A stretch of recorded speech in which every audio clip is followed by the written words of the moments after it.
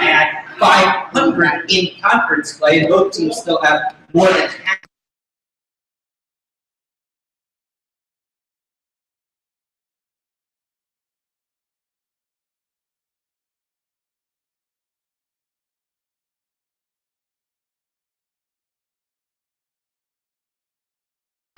There's no place like home, and we're happy to be back at the Coliseum.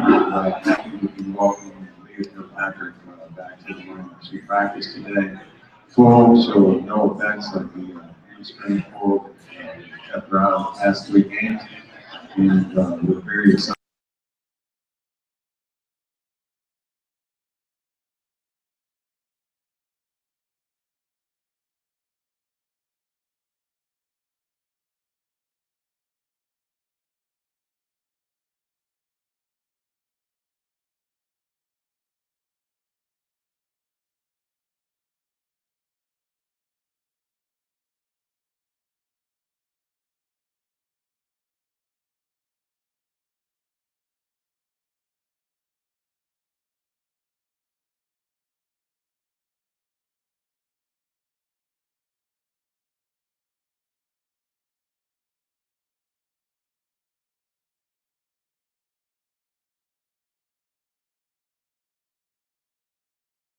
Number 6, 1, 3, 2, 3, 2.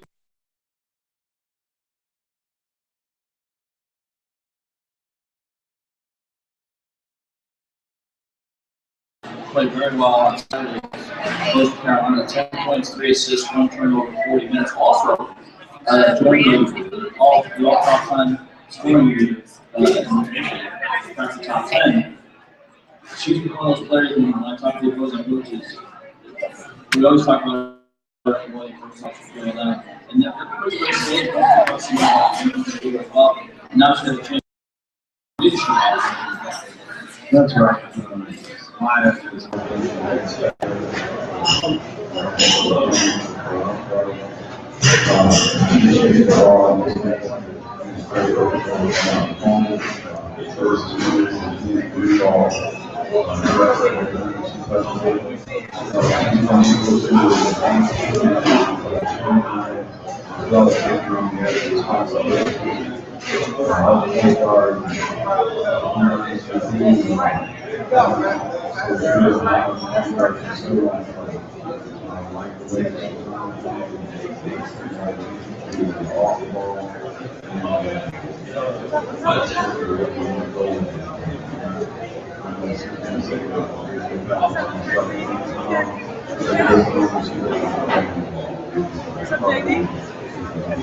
But the good news is, multiple players that we handle always they have different spreads. So it really forces your opponents maybe have to spend a little more than they did with different players. absolutely. Past 3 years, she's done a nice job of her energy, and I can see her visible.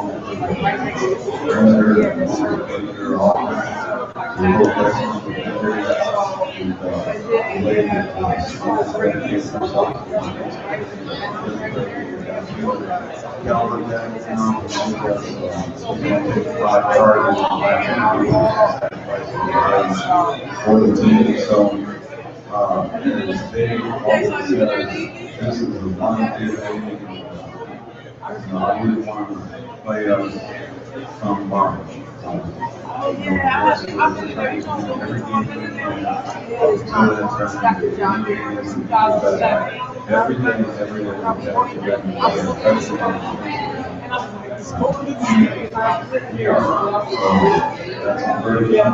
I truly believe in this team. I truly believe in individuals that are on this team.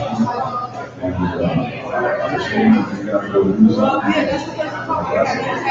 And I want to say, perfect outside.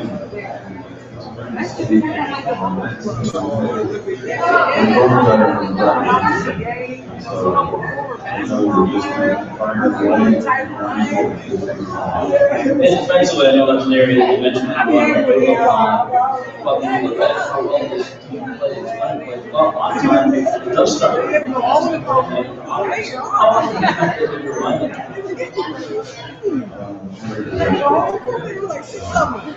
You know, defense is not something this team naturally loves, but we're going to learn to love defense. And today was the day that we're bringing back to the meat and potatoes of things, and we're going to go back and play, you know, softball, man, we're going to mix things up, and we're just going to do better at both. I think to be a championship team, you've got to be able to play, you've got to be able to play them in the zone, and we need both, and we need both, so philosophy behind that. Against Coastal Carolina, they were one of the better three-point shooting games. You've been an emphasis that you have that all season on defending the three. You mixed in a little bit of magic, some jump defenses. Unfortunately,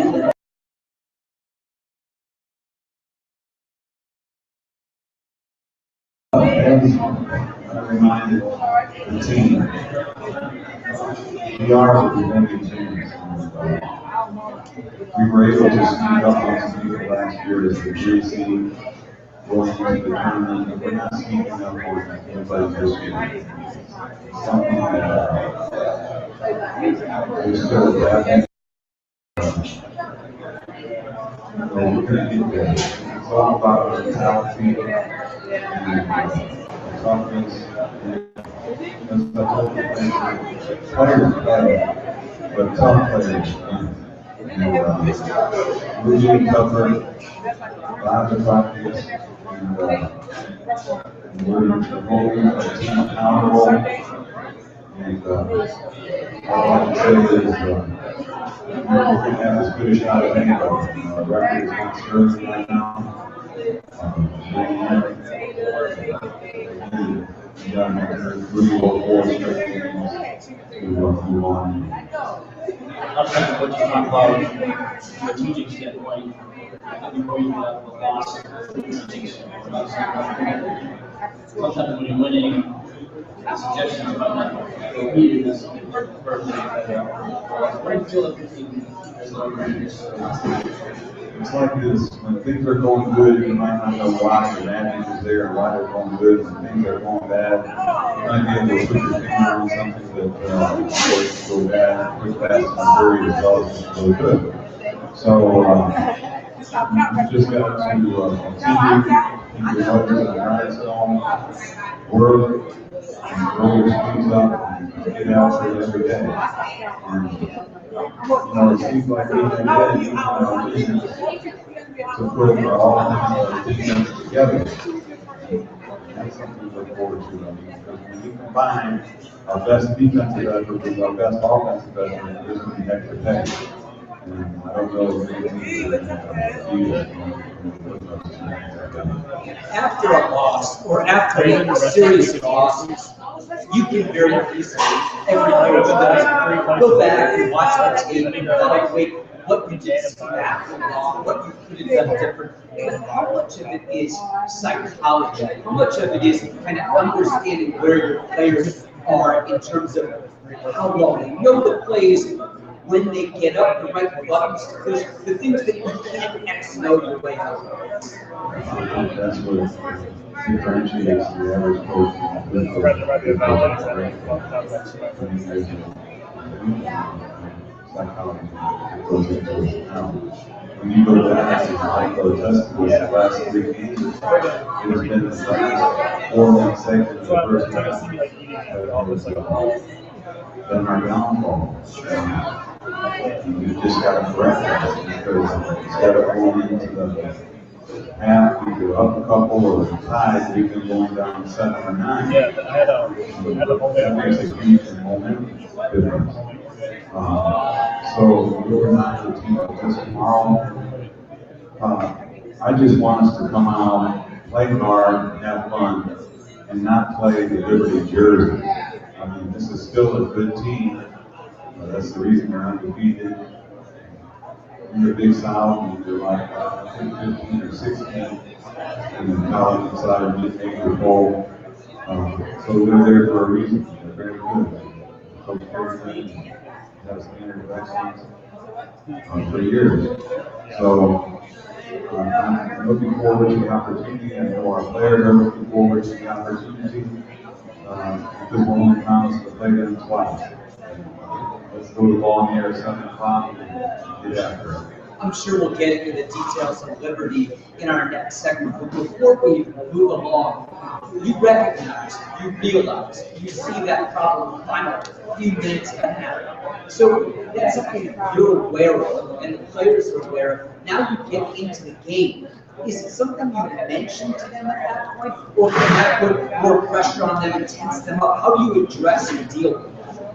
I'll definitely bring it up tomorrow, especially during the last segment. I have to take out we've been here the past 3 games.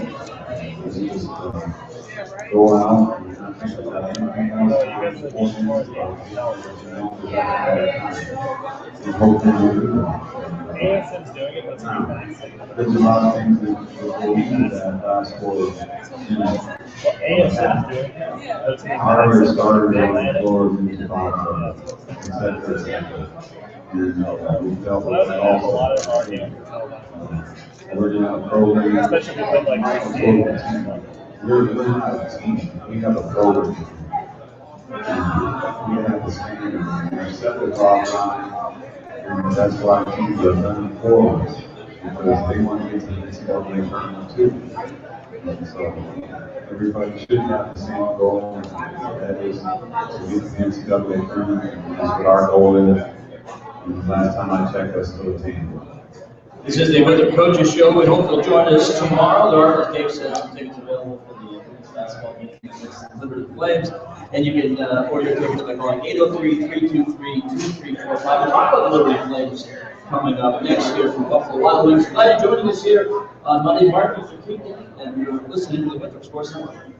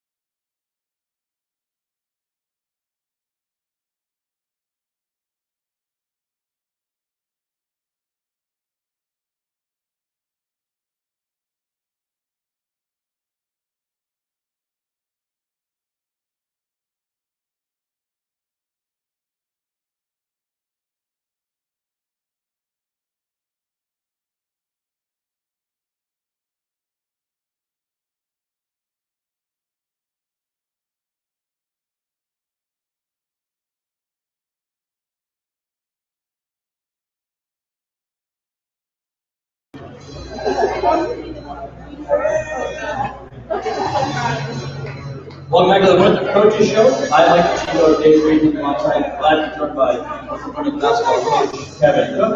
Eagles are back in action tomorrow against the Liberty Flames, 7 o'clock at Winthrop Coliseum. Certainly do hope you'll join us. It'll be a stretch internet broadcast. It's a TV game as well. So check us out much later later. That's where you go to the stretch internet broadcast from Eagles.com. Of course, Dave and I will have action, double barrel action on Saturday. Double header, we'll be talking about that coming up. But today, holiday, special day, try to civil rights day. I know we've talked a lot about you try to give the experience, the total experience to the players, and we're trying to see what the Women's Basketball Hall of Fame. Along the way, you do a lot of different things about that. But I know today, take a moment, reflect about the importance of today. Certainly, Dr. Martin Luther King very influential, not only here in America, but worldwide. And I wanted our kids to understand why they weren't going to class today. You know, we got Bridget O'Brien who's been out in Australia, and so Bridget know quite a bit about her. And so this is a gentleman, although that he fell, you know, prey to the trappings of this earth, and like each and every one of us have, you know, he was a man. He had things that he wasn't able to keep in check, but yet at the same time he was able to change things for the better. Now, we all get there yet? I'd have to say no. But I mean, the strides that he made, I think, just off the charts. And this is the tributes, you know, of William Felton Russell, Cam Newton, the people that tune into USPN today, you know, the great reverence they have for Dr. Martin Luther King, all of them. And he has done just very special. I hope we're all approaching taking time. Of course, it's kind of a great story. I can't remember all the details. George Rattling has the script. Yes, the speech that was there at the mall in Washington, D.C. He was there a couple of days beforehand with a buddy, and they saw he was kind of a burly guy, so they said, "How would you like to be a bouncer?" And he said, "Sure, I'll be part of security." And so when they gave out the assignments, there he was, no more than 4 feet away from the great Dr. Martin Luther King. When the speech was over, he said, "It's okay, I'm happy." And the speech, of course, was given out to the media and so forth, but that had the embossed logo on it, and it was a copy. This was the original. And it wasn't until years later that he was being interviewed that he told the fellow who was interviewing him, "You know, I have that document." And the guy said, "Really?" We went down to a book on Woodrow Wilson, and he had stuck, you know, he's a voracious reader, George Rattling, he had stuck I had a green sheet in there, pulled it out, and there it was intact, just an asterisk that he had made, and George Rattling had made on it, to know that when it came to I have a dream, everyone knows how it goes. That was not part of the speech. It was not written. That actually came off from his memory that he did not plan on verbalizing. So that's another great tidbit to the story. But as it ended up, the interviewer said, "Can I frame that?" Coach Rattling said, "Sure." So it's framed now, and he's been offered, you know, a lot of money for it, but he won't argue for it. And Chico's going to do security for the Patriots sidelines. Well, I did offer freelance opportunity to have some newspaper. I already had offered the newspaper to cover the Super Bowl. I told them Extra thought. they haven't covered. Well, maybe George Rattling. Well, tomorrow you mentioned that Coach Liberty Flames coming in 12-5 and 8 and the conference play. Team Winthrop saw 3 times last year. It's regular season meetings before beating the semifinals of the Big South. When you talk about consistency, you have to describe like very quickly to 15 Big South Conference titles are always in the mix when it comes down to preparing for conference, either regular season championship or conference tournament championship. And you don't get it from year in, year out. Absolutely. Those very a lot of people have the utmost respect for him. I would consider him a friend. I would consider him a friend, and that's hard, you know, in this business to have friends when you're trying to each other's brains out. We're going to try to move along but I have all the respect in the world for what he's done. like you said, for the past 2 decades. And, it's a pretty amazing deal. But we're not going to be playing Liberty Jersey, we're going to be playing the team Liberty. And we feel good about the matchup. And, let's throw the ball in the air. I wish it was 7 o'clock on Tuesday right now. Let's get after it. We know it's the players that win the league. So if you ask why has Liberty been so successful, it's because they've had very good players. But when you look at their teams that are past and the team now, do you see any similar traits, either what they're doing with the type of players they have? Absolutely.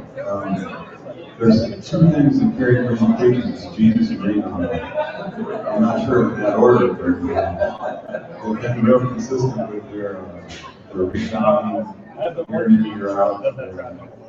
The top 10 in the country in rebound monitoring. That's an amazing deal. So you know that you're going to have to win it out there Georgia.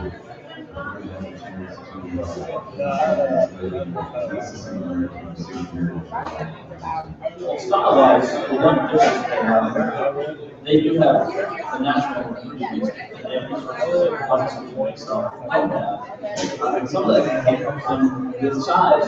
How with their flipping is different than amazingly, really focused on Winthrop and Coach Winthrop. You've got the big answers to all the time. The personnel flips on them. Yeah, that's all we've done to this point. We're very familiar with the player tendencies. We've got small that flip over some football through their sets at that time. But that's not as important as our energy and our effort on defense and our execution on the offensive end. By the way, guys, just see what we do. Russ, Westbrook, execution. He had us on YouTube tonight. It's called Russell Westbrook Execution Review. Obviously, some media person did something to really tick him off.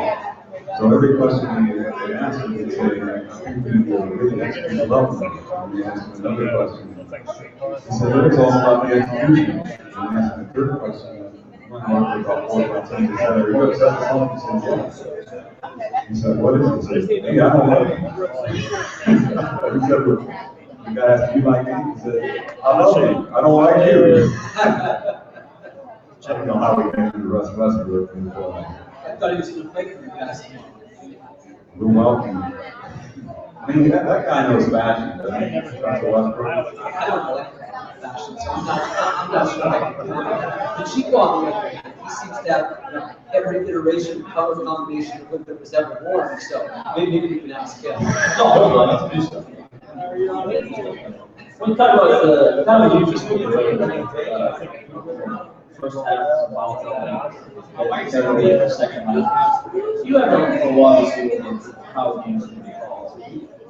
It's hard to kind of game plan for that. What do you try to do maybe finish your career with 3 calls on the 3 last 4 games? What times you call out those for those 2 of those games? So it's not exactly as you can do before. How do you try to finish playing this up? How do you try to maybe give us some guys and tips to help you on the ball? Certainly, you're a different team across the way. It's like this. We look at film, we talk to them about it, and the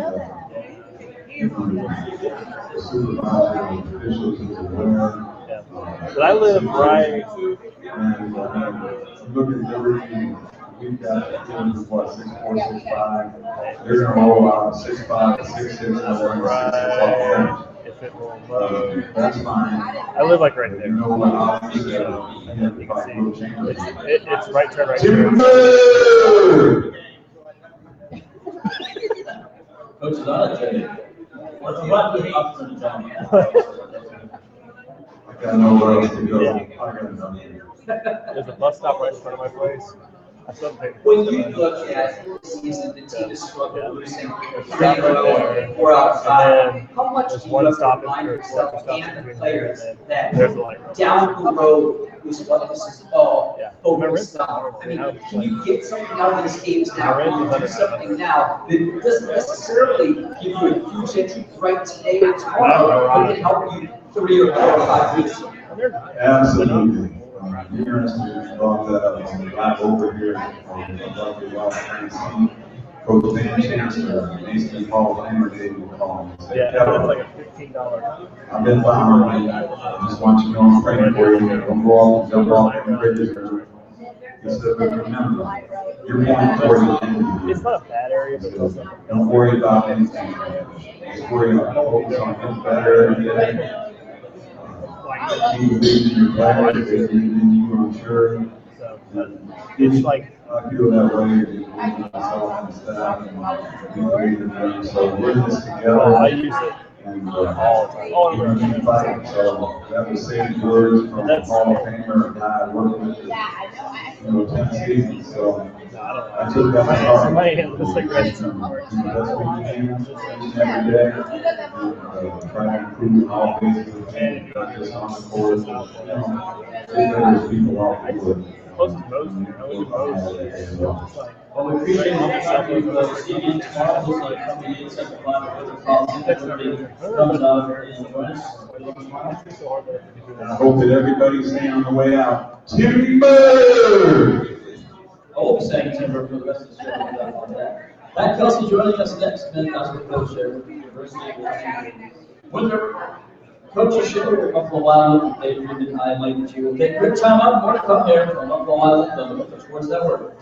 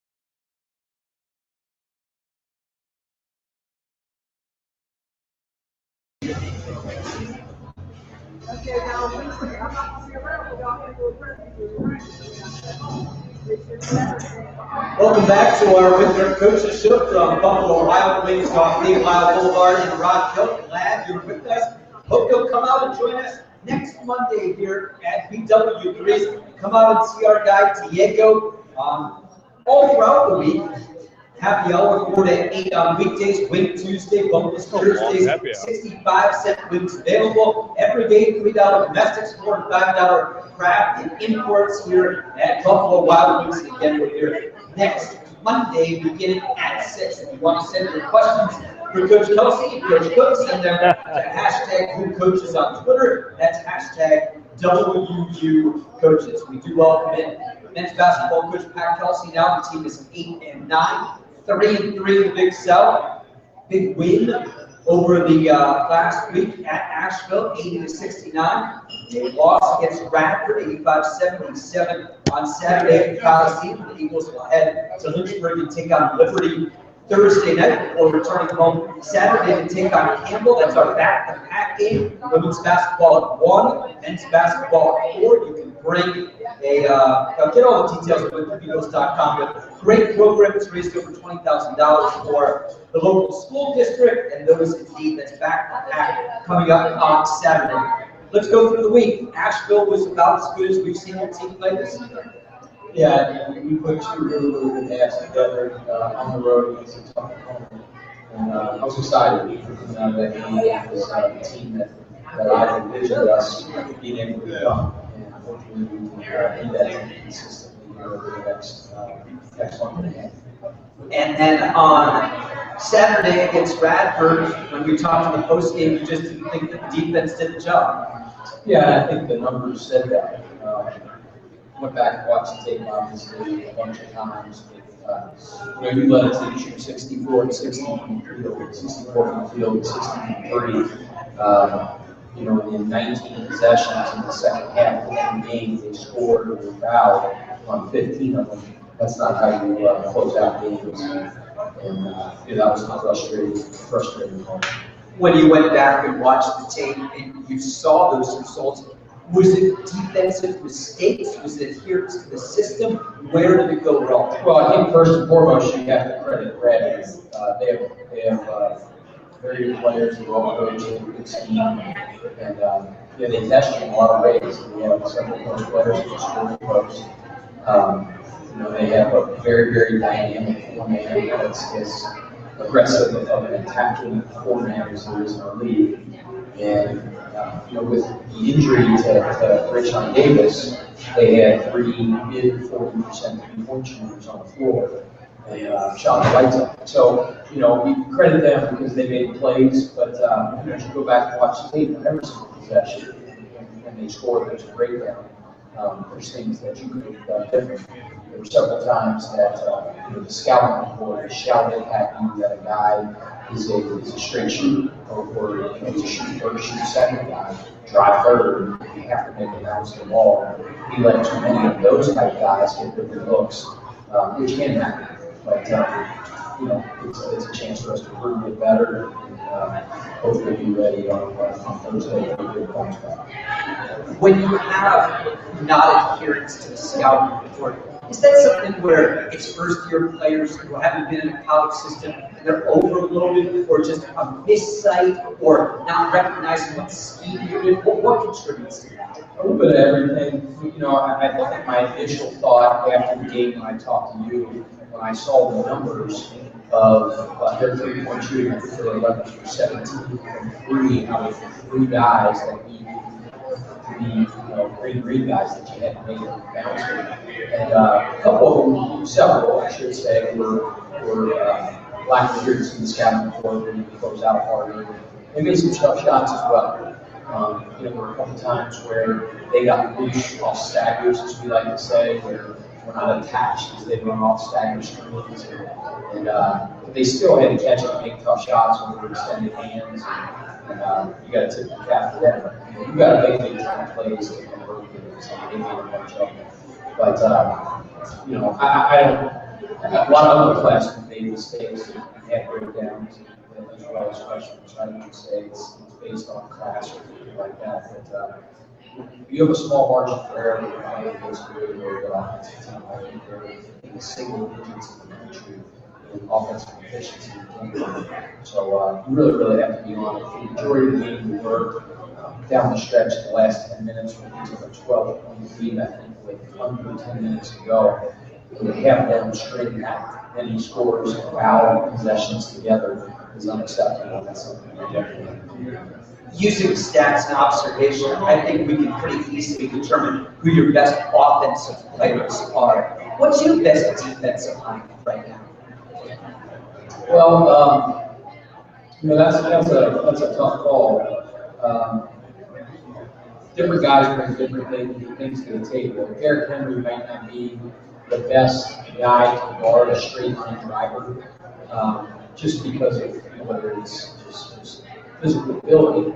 But he's really good at just locking onto a guy and not letting him get loose on staggers. And he just has a toughness to him where he just takes it upon himself. He's prideful and he doesn't want to get scored on. So I would say, as far as the defensive toughness guy, there's one of the toughest guys we have. Keon Moore, as you guys know, is a phenomenal offensive player. He's really runs a defender. I would say in the last 4 or 5 games, it hasn't been his best defensive performances. He hasn't graded out at the level that he normally grades out. He's usually a very conscientious defender, as is Andre Smith, who starts carrying out his assignment. Being 5'9" or 5'10", obviously not getting shot over at times, but he's usually on his assignments. Kevin Prescott is as buttoned up as you can possibly be within your system. He grades out. I know 70% doesn't sound like a lot compared to sort of an academic test score, if you will. 70% graded in your system is off your charts. And if you're 80, it's almost impossible. So he's really good. And then you see guys like Doobie come out. Not only affecting the game of blocking shots around the rim and muddying up the area around the basket, but he's getting better and better making steps as well. So a lot of those guys that I just mentioned are a lot of those guys. Your team's a lot better when you're playing really defense and use that defense to turn into offense. And we talked a little bit with Kevin, women's team's the same way. Why does it seem like it's so, hard to frame that into the I mean, I think that's everywhere. That's basketball in general. People gain momentum offensively through your defense. And I think the opposite is true as well. People are just scoring on you at will. It's just bang, bang, bang, not getting any stops. It affects you on the offense end as well. When you're tight, you start shooting better shots, it affects your execution. Usually defense feeds into offense. That's a really good comment. And that's, I think, what happened down the stretch as well. We had that 12-point lead, they started score on offense, starting to get stagnant. So when we're hitting deflections, getting turnovers, and we're able to get out on a fast break, we're really good. And we're constantly taking the ball out of the net in the way Bradford plays. They'll come in and they get bounced up and try to make them catch it toward the baseline. We couldn't get any momentum in transition. That's why stops are so. When you look at late game situations, you've been involved in quite a few close games this year, so we've talked about it quite a bit. Yeah, on the bottom. I took a few coaches. When you look at running play at the end of the game, is that something you've drawn up in the huddle? Is it something you've had in all year long? Is it something you put in during the week of the game? How much effort and emphasis goes into those situations, and how do you decide what to run? Well, usually we'll try to avoid completely throwing something up in the sand that the guys have never seen before. But sometimes there's some time and place for something like that. A lot of times if you know that maybe run something late game because you're seeing a tape, some tip off type of things that get a surprise type of man that you will run through the practice a couple days prior. And tell the guys, we won't run this on the fly. We run it out of the huddle. So typically that's how we do it. I think that's how most programs do it. If not, we'll do something where the guys are very situation. But it just all depends. You don't want to have to call set play or set play. Against Madden, very typically tries to disrupt your catches, disrupt your entries, disrupt your reversals. So they make it tough. We talk about execution levels all the time.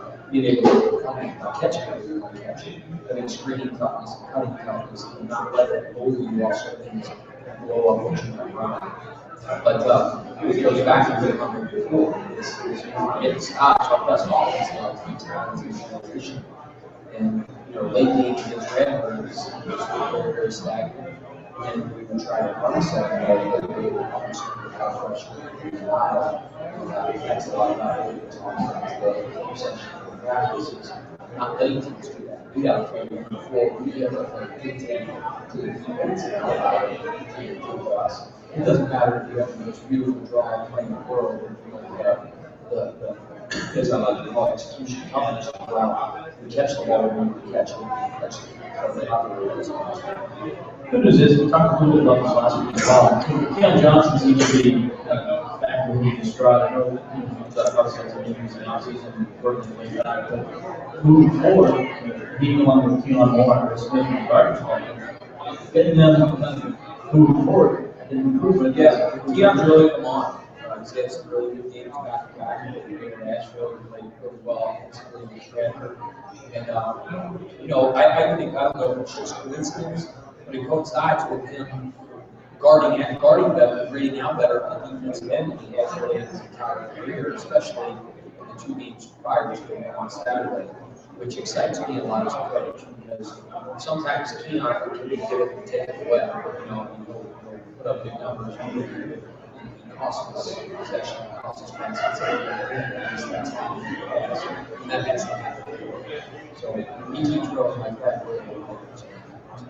Men's basketball team is on the road to take on Liberty on Thursday night at 7 o'clock. We'll have pregame coverage from the Vine Center beginning at 6:30 and home for Campbell Saturday at 4 back in the doubleheader with the women's team who plays at 1. Tickets 803-323-2345, 323-2345 or online at WinthropEagles.com. We're live from Buffalo Wild Wings off the Dave Lyle Bull Park at Rock Hill. Hope you'll come out and see us as we're here each week. Great opportunity to have some good talking with our booths. Send us questions to the coaches on Twitter. Hashtag Blue Coaches. Hashtag WU Coaches. More to come. Win Sports Network.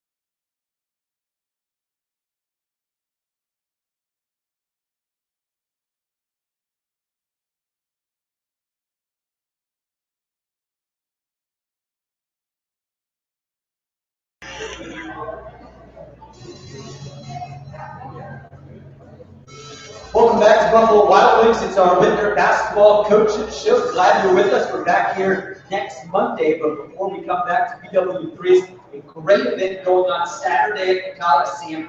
Winthrop basketball partners with Rock Hill School District for back to Pack Out in 2008. Back to Pack programs provide identified undernourished students in the Rock Hill School District with nutritious food on weekends during the school year, so they arrive ready to learn. And Sport Via Back to Pack has raised $20,000. And Winthrop is a big part of that. Coming up at the ball game on Saturday, get admission to the women's and men's game with a donation to Back to Pack. Rock Hill School District elementary schools will compete to have more students in attendance. They can win cash and prizes. It's a great event for everyone involved, and we certainly hope you'll have an opportunity to come out to the Coliseum on Saturday. Women's play at 1, men play at 4, Jennifer Graham and company do a great job. It's always a great crowd. We got a question on Twitter from you earlier this week, Coach, about the crowds and about the support. And when you came in here, you were very ambitious in trying to get out in the community and bring in the crowds.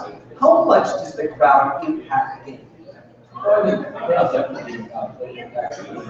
It gives the players courage, and it adds to the atmosphere. You can run out of the game, you feel that energy coming from the crowd, the student section. It just makes you so much harder to be that 6-man and everybody's on the 12-man. This weekend, the Seattle Seahawks, so not just college basketball, not just players, coaches, programs, they feed off. They feed off the energy of the crowd. So there's no mistake that is a huge factor. We talked about today, Martin Luther King Jr. Day, back to back, an opportunity for your players to involve in. Is that we focus a lot on basketball, but still trying to grow these events. What? There's no question. What we do is coaching basketball. That's Teaching these kids holiday. they're going through, whether it's an injury, whether it's a losing streak, or whether it's losing a game. Three of the most embarrassing contributions in African countries.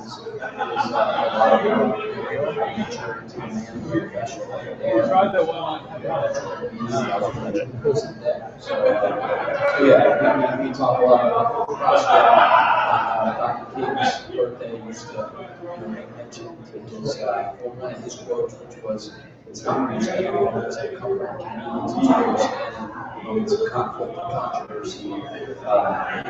Relaying what he was referring to in that quote to basketball, I think obviously is origins. But as we use that for our team today, just a tough loss. Well, down the stretch, you're up 12, they make a run of each other on the floor. Character by how you respond next game in practice. And that's game like this one. So, a lot of times it's sides. The concept of schools and service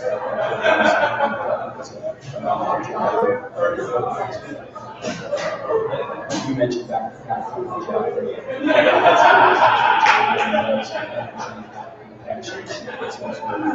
We'll go a long way to what you talked about, creating an atmosphere on Saturday. Hopefully that place will be rocking.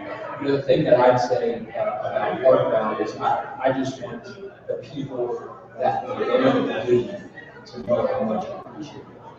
And I'm not going to be the person who's saying, I wish there were more, but I want the people that were there to know how much them being there means to us, and the energy that it gave our team, gave our staff, and them continue to come out furious and to tell their friends. On Thursday, you'll have the challenge of going on the road to take on a Liberty Flames team that has struggled this season. If you're 3-0 against Liberty, you've looked at the tape, you've begun preparing for the game. They've kind of had a lot of guys in and out of the lineup. And what do you see in this team? Yeah, well, join the club, everybody's kind of going through that with injuries and things. And that's just part of the season. The next up mentality that we all have. Dale's been very, very, very good coach. He does a great job. Their offensive efficiency has struggled a little bit this year with the injuries that you talked about. Some of the key guys that have been in for a lot of the season. They've been a phenomenal defense. They've changed a little bit in the last couple of weeks. There was a time, 10 days ago, that they were like 7th in the country defense. They're very big, very long, play a lot of tricky type matchups. They try to keep off balance and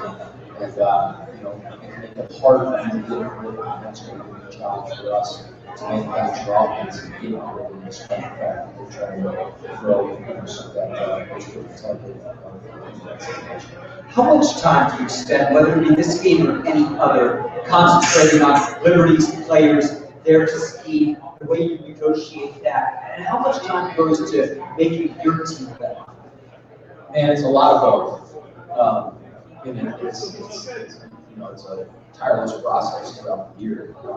Especially right now when we're in those all days, everybody does. You're in late January before you start smelling that weather change. You really see the tournament coming, and it's not the second half of the conference season yet, and school starts again. So you've just been on break, and on the back end, you're studying all the academics, papers, tests, things like that, and you see it. Everybody knows every coach that we talk to. But despite all that, we as coaches, it never ends. You're constantly thinking about what buttons can we push better, and what things can we do differently with our guys to give us that extra edge. At the same time, we take the track on that 1 or 2 little advantages that you need in guys in preparation and all the next game. So I like to say it's around 50-50, but I tilt more to focusing on our team versus our opponent. If they had to take one way, 55, 45, or 60-40. But if you don't really prepare and practice, scout college level, you're at a major disadvantage. It's very good advantages. Very good staff. My mom says all the time, it's not about the X's and O's, it's about the Jews and the Joes. But the X's and O's is preparation. We asked Kevin this before you came on, and I'd be interested to see how it changes, if at all, between the women's game and the men's game. In that 50 or 55% of the time you're focused on Winthrop, your team. What percentage of that, or how much do you have to deal with? You can watch tape and figure out X's and O's, what you did right, what you did wrong, how to fix it, and all those things. But how much is there a psychology to talking to the players and kind of getting them there? Huge. That's as big as anything. Coach Frosty used to say, going into a game, he would rather his team be fresh than ready. And what he meant by that was, if you're trying to jam a square peg in a round hole and just, be paralysis by analysis, and you're trying to do too much, practice too long, work your guys too hard, and the guys aren't mentally fresh and physically fresh for the game, all the preparation doesn't happen. We say it all the time in our profession, it's almost like you have to be your own psychologist as well, for your players, because, at the age they are, they're 18, 19, 20-year-old kids, and probably 18, 19-year-old kids have. Girlfriend raised up and they do poorly on tests, and their eyes are cracks, and, they're exhausted, they're tired, and they got to come to practice. So, spending a little bit of time with those guys to make sure that they come to practice with the right framework. They come to practice, they're going to get better. They're all messed up in their head by the time they get to practice. No matter how much you prepare to get ready for that practice, you're not going to be able to happen. So it's a really good point. It's very, very good things that the guys and the players. That's how it's Is that the biggest leap you have to make from being an assistant coach that you have to do with players? Being head coach for now, it's all 50, it's your coaches, it's athletic trainers. Yes and no. I would say the biggest leap, position assistant, that's one of your biggest jobs, is to bring those guys to practice every day in the right way. Coach Frosty used to say, as an assistant, you have to take the balls every day. You do that as a head coach. But, the assistants do a lot of close working with the players, or sitting down and talking to them. I would say the biggest adjustment from an assistant coach to a head coach is that as an assistant, suggestions are really easy. And you're really smart with an assistant. Like we say it all the time. I say it to my assistants. Like, it's so easy for you guys to say that's what we should do, because if it doesn't work, it doesn't fall. That's 6 inches, they say, on the bench. And we've said this before, where the assistant sits and where the head coach sits. Might as well be 6 miles, because now the buck stops with you and all the decisions you make, preparing on and off the floor. They go to practice, and what you say is who goes and affects so many people. It affects families of a lot of the assistants, it affects players, obviously it affects your program, it affects your university. So decisions, suggestions are different than decisions. Assistants do not make suggestions which are easy to make, so that they don't work the way those who suggested. So I think that's the biggest. It's even easier to make suggestions on the radio.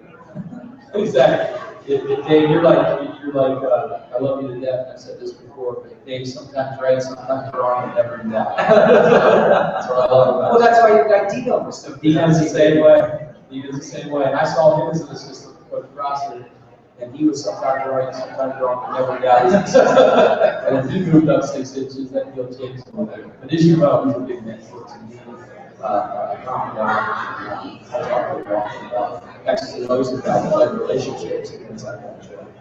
Before we call it a night, do your assistant coaches kind of bond together and say, hey, why don't we try this? Or is it kind of independent? One guy says, coach, let's go zone here. The other guy says, let's go press here. And you have to kind of filter what everyone is saying. Yeah, I think each one strong-willed, strong-hated assistants. You want Coach Prosper wanted that, and I was at Air Force, and that's what I tell my staff. Oh, we have 2 now.